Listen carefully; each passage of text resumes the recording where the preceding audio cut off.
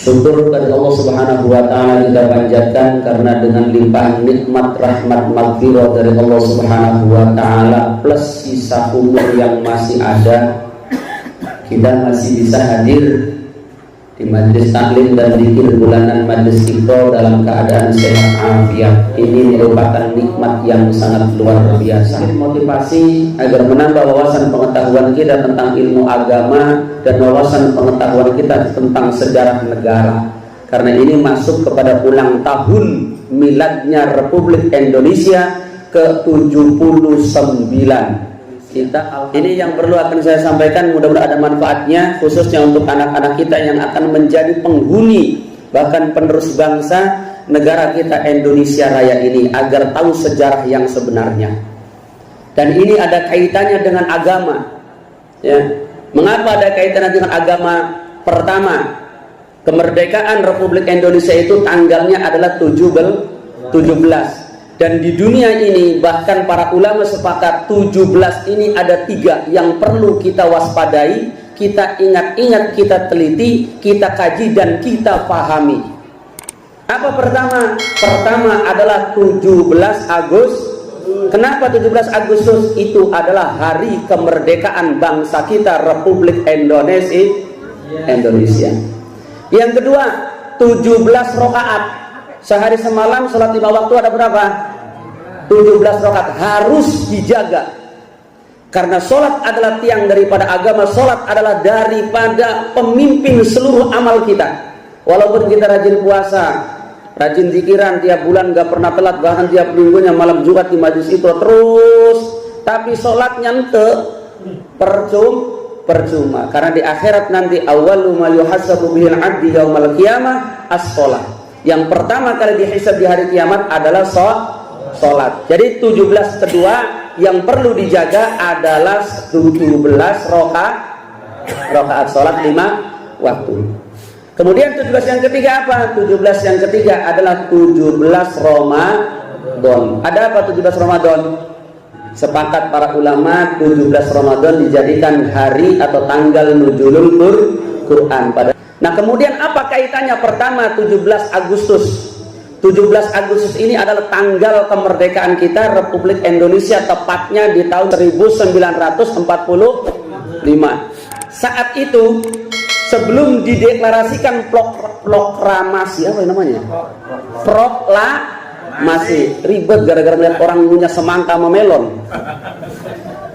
Sebelum tercetusnya hari proklamasi, 3 bulan sebelum dicetuskannya atau ditetapkannya hari proklamasi, presiden pertama kita, Insinyur Soekarno, ini sebelum menetapkan tanggal atau menetapkan hari proklamasi ini soan ke kiai. Siapa kiainya? Yakni Kiai Hasyim Asy'ari. Di mana? Di Jombang, Pondok Pesantren Tebu Ireng. Oh, tahu nggak Jombang? Jombang itu ya terus ke timur ngetan dari Arandon terus polder terus lewatin Gunung Sampah, ya kalau jalan ya 12 bulan lah nyampe Jombang. Nah, 3 bulan sebelum tercetusnya proklamasi, Presiden RI pertama Insinyur Soekarno ini soan ke Kiai Hasyim Asy'ari. Apa isi soannya? Kiai, enaknya kita setelah merdeka ini harus ada proklamasi penetapan. Enaknya kapan? Hasil muhasabah seorang kiai yang memang sudah bimuraqabatil qalbi, agar Indonesia kemerdekaannya yang menumpahkan darah para pejuang, bahkan bergelimangan nyawa yang tidak terhitung atas dasar apa? Peperangan yang memerangkan senjata yang dilawan bukan senjata sembarangan. Senjata FF mah gampang tong. Ini mah senjata beneran.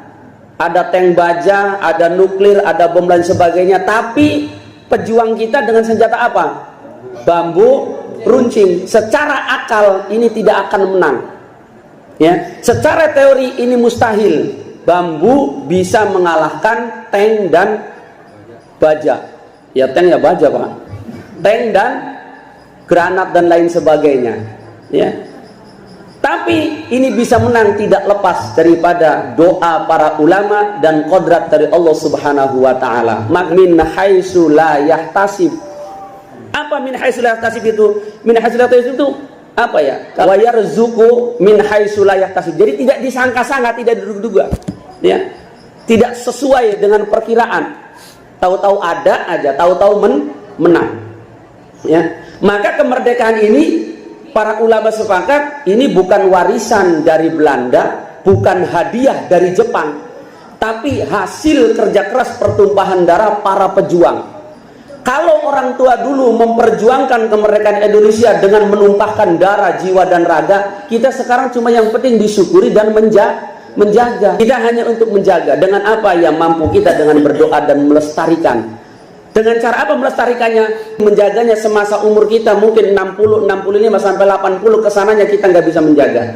Maka agar terus penjagaan itu kita sampaikan kepada anak cucu kita agar tahu kemerdekaan ini, nikmat di negara Indonesia yang kita nikmati ini bukan sembarangan, hasil perjuangan orang tua. Anak sekarang mah tinggal enaknya doang.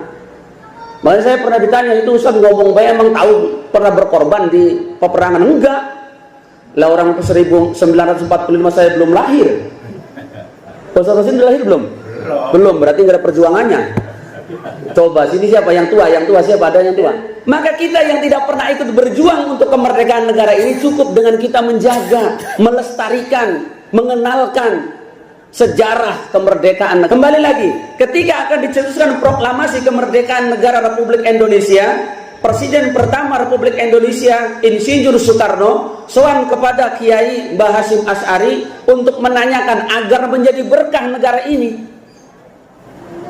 3 bulan sebelum tercetusnya proklamasi, maka diberikan tanggal agar negara kita Indonesia makin berkah kesananya. Penentuan proklamasi itu di hari Jumat tanggal 9, tepatnya bulan Ramadan 1444 Hijriah, bertepatan dengan 17 Agustus 1945 setelah menang. Jadi 3 bulan sebelum ada penentuan bahwa kemerdekaan itu dideklarasikan 1945 tanggal 17 Agustus itu sesuai dengan musyawarah dan meminta nasihat kepada ulama. Ini menandakan apa? Bahwa negara kita itu tidak lepas daripada doanya ulama. Dan ulama termasuk diantara Mbah Kiai Hasyim Asy'ari itu menentukan hari itu bukan sekedar hanya iseng-iseng belaka, tinggal ngucap, tapi hasil muhasabah, kemudian sholat istikharah, mudzakarah dan lain sebagainya, sehingga negara kita bisa kita nikmati keberkahannya. Bahkan di dunia satu-satunya negara yang mencangkok aturan, yang mencangkok programnya baginda Rasulullah Muhammad SAW ini adalah negara Indonesia. Bahkan Mekah dan Madinah pun tidak. Apa sebabnya? Perlu bukti. Di antaranya adalah negara Indonesia kenapa disebut satu-satunya negara yang mengikuti cara Rasulullah Muhammad SAW atau secara langsung sangat-sangat Islami. Ya. Di antaranya apa? Pertama, penduduk negara Indonesia itu disebutnya adalah masyarakat. Ini diambil dari kata musyarakah. Apa musyarakah itu? Musyarakah itu bekerja bersama dan bersama-sama. Kalau ada janjian akad musyarakah ya, perjanjian usaha ada namanya akad musyarakah, itu ditulis di situ perjanjiannya kita harus bekerja bersama, menjaga modal dan saham perusahaan bersama, nanti hasilnya kita bagi bersama. Nah, masyarakat Indonesia ini hidupnya adalah kebersamaan, maka harus tetap bersama-sama. Satu, komunitasnya masyarakat ini disebut rakyat. Ada rakyat kecil, rakyat menengah, rakyat besar. Ya. Rakyat ini mengambil dari kalimat ra'iyah. Ra'iyah itu artinya apa Ustaz?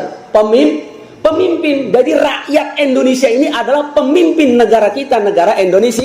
Ya, bahkan kita punya wakilnya, pemimpin kita kemarin habis pemilu, namanya wakil rakyat DPR. Jadi kita ini pemimpin. Ya.